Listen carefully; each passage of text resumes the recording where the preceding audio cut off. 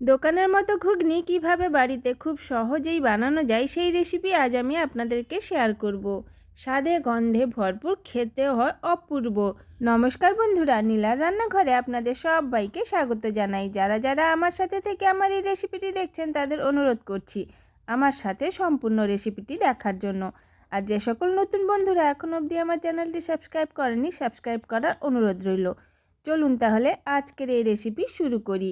এবার দেখুন, আমি এখানে 2 কাপ পরিমাণ মটর রাতের বেলা জলে ভিজিয়ে রেখে দিয়েছিলাম। সারা রাত জলে ভিজে থাকার পর সকালবেলায় ভালো করে ধুয়ে জল ঝরিয়ে নিয়েছি। আর দেখুন, এখানে 3টে মিডিয়াম সাইজের আলুর খোসা ছাড়িয়ে ডোমো ডোমো করে কেটে নিয়েছি। ভালো করে কেটে ধুয়েও নিয়েছি। এবার আপনাদেরকে দেখিয়ে দিচ্ছি। দেখুন, মটরগুলি সারা রাত জলে ভেজানোর ফলে মটরগুলি বেশ বড় বড় হয়ে গেছে, জল খুব ভালোভাবে অ্যাবজর্ব করে নিয়েছে। প্রথমে আমি মটর আর আলু সেদ্ধ করে নেব। সেদ্ধ করার জন্য দেখুন এখানে প্রেসার কুকার নিয়ে নিয়েছি। প্রেসার কুকারে দিয়ে দিচ্ছি দেখুন ভেজানো মটরগুলি। এবার প্রেসার কুকারে দিয়ে দিচ্ছি পরিমাণ মতো জল। এবার প্রেসার কুকারে দিয়ে দিচ্ছি দেখুন কেটে রাখা আলু। এবার দিয়ে দিচ্ছি দেখুন 1 টিস্পুন সল্ট। এবার প্রেসার কুকারে ঢাকা লাগিয়ে দেব। প্রেসার কুকারে ঢাকা লাগিয়ে গ্যাসে বসিয়ে গ্যাসের ফ্লেম হাই রেখে 4 থেকে 5টি হুইসেল দিয়ে নেব। তাহলে আমাদের মটর আর আলু খুব ভালোভাবে সেদ্ধ হয়ে যাবে।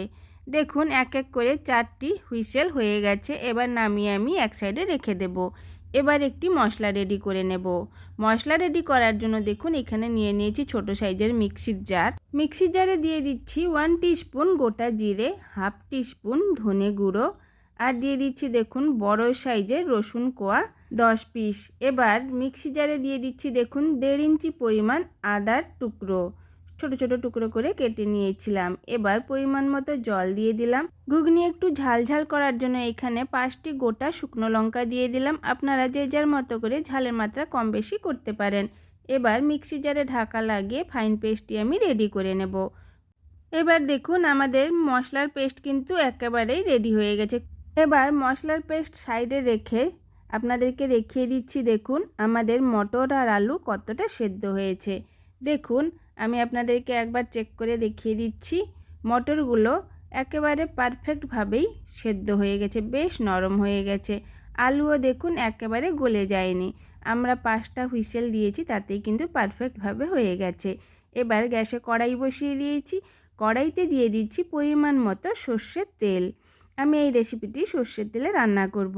তেলের মাত্রা আপনারা যে যার মতো করে কম বেশি করতে পারেন। এবার দেখুন তেল আমাদের খুব ভালো করে গরম হয়ে গেছে। এবার আমি ফোড়নে দিয়ে দিচ্ছি হাফ চামচ পরিমাণ গোটা জিরে, আর দিয়ে দিলাম দেখুন তেজপাতা।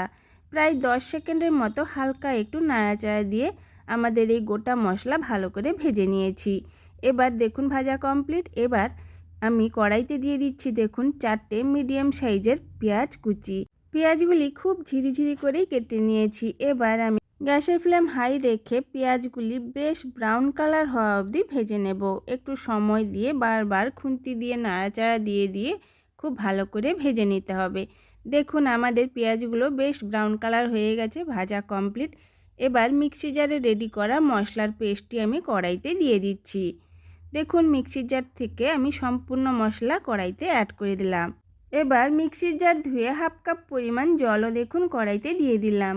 এবার কালারের জন্য দিয়ে দিলাম হাফ চামচ পরিমাণ হলুদ গুঁড়ো, কাশ্মীরি লঙ্কার গুঁড়ো 1 চামচ। এবার দিয়ে দিচ্ছি দেখুন বেশ বড় সাইজের একটি স্লাইস করা টমেটো, আর কড়াইতে দিয়ে দিচ্ছি দেখুন 1 চামচ পরিমাণ লবণ। আমি যেহেতু মটর সেদ্ধ করার সময় 1 চামচ পরিমাণ দিয়েছিলাম, এখানে আমি মশলা কষানোর সময় 1 চামচ দিলাম, 2 চামচই প্রয়োজন। এবার খুন্তি দিয়ে সব মশলা দেখুন খুব ভালো করে মিশিয়ে নিয়েছি। মশলাগুলি মেশানোর পর মশলা খুব ভালো করে কষিয়ে নিতে হবে। মশলা থেকে তেল ছাড়া অবধি দেখুন খুব ভালো করে কষিয়ে নিচ্ছি। প্রথমের দিকে গ্যাসের ফ্লেম হাই রাখতে হবে। যখন মশলার জল অনেকটা শুকনো হয়ে আসবে সেই সময় গ্যাসের ফ্লেম লো করে দিতে হবে। তাহলে মশলার স্বাদ কিন্তু দুর্দান্ত হবে, মশলা কষানোও পারফেক্ট হবে। দেখুন আমাদের মশলা কষানো কমপ্লিট হয়ে গেছে। এবার প্রেসার কুকারে সেদ্ধ করা আলু আর মটর দেখুন আমি কড়াইতে দিয়ে দিলাম। পরিমাণ মতো জল দেখুন আমি কড়াইতে দিয়ে দিলাম। এবার খুন্তি দিয়ে খুব ভালো করে মিশিয়ে নিচ্ছি। একটু সময় দিয়ে খুব ভালো করে মিশিয়ে নিতে হবে। মেশানো হয়ে গেছে। এবার আমি কড়াইতে দিয়ে দিচ্ছি দেখুন 6টি গোটা কাঁচা লঙ্কা। এই ঘুগনি রেসিপিতে কাঁচা লঙ্কার ফ্লেভারটা কিন্তু দুর্দান্ত লাগে। দেখুন খুন্তি দিয়ে ভালো করে মিশিয়ে নিয়েছি, আমাদের ঘুগনি কিন্তু ফুটে উঠেছে। এবার আমি ঢাকা দিয়ে প্রায় 7 থেকে 10 মিনিট ভালো করে লো ফ্লেমে ফুটিয়ে নেব। দেখা হচ্ছে আপনাদের সাথে 10 মিনিটের পর। 10 মিনিট হয়ে গেছে, দেখুন আমি কড়াই থেকে ঢাকা খুলে আবার একটু খুন্তি দিয়ে ভালো করে মিশিয়ে নিচ্ছি। দেখুন আমাদের ঘুগনির গ্রেভিটা কতটা সুন্দর হয়েছে, তাই না বলুন? এবার আমি এই ঘুগনিতে দিয়ে দিচ্ছি দেখুন 1 চামচ পরিমাণ গরম মশলার গুঁড়ো, আর এই ঘুগনির টেস্টের ব্যালেন্স করার জন্য দিয়ে দিচ্ছি দেখুন 1/2 চামচ পরিমাণ চিনি। চিনি অবশ্যই দেবেন, চিনি স্কিপ করবেন না। দেখুন খুন্তি দিয়ে গরম মশলার গুঁড়ো আর চিনি খুব ভালো করে প্রায় 1 মিনিটের মতো আমি মিশিয়ে জাল দিয়ে নিয়েছিলাম। আমাদের কিন্তু ঘুগনি পারফেক্টলি রেডি হয়ে গেছে। আর হ্যাঁ, এই সময় একটু লবণও টেস্ট করে নেবেন। আমি যে পরিমাণ দিয়েছিলাম ঠিক ছিল, তাই এখানে দিইনি। 5 মিনিটের মতো ঢাকা দিয়ে রেস্টে রেখে দেওয়ার পর আমি আপনাদেরকে সার্ভ করে দেখিয়ে দিচ্ছি।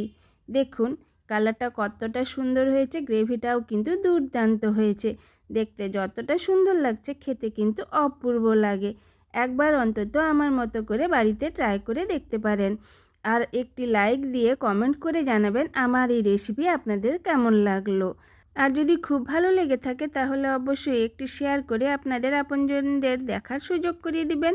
এখনও অবধি আমার চ্যানেলটি সাবস্ক্রাইব করার না থাকলে সাবস্ক্রাইব করার অনুরোধ রইল। আর হ্যাঁ, পাশে থাকা বেল আইকনও ক্লিক করবেন, যাতে আমার ভিডিও পোস্ট করার সাথে সাথেই আপনাদের কাছে নোটিফিকেশন পৌঁছে যায়। আর যদি ফেসবুক থেকে দেখতে থাকেন তাহলে অবশ্যই আমার পেজটি ফলো করে আমার সাথে থাকবেন। আজকের এই রেসিপি এখানেই শেষ হলো। আবারও দেখা হবে নতুন একটি রেসিপিতে। সবাই ভালো থাকবেন, সুস্থ থাকবেন, সাবধানে থাকবেন, আর হ্যাঁ, নিজের খেয়াল রাখবেন।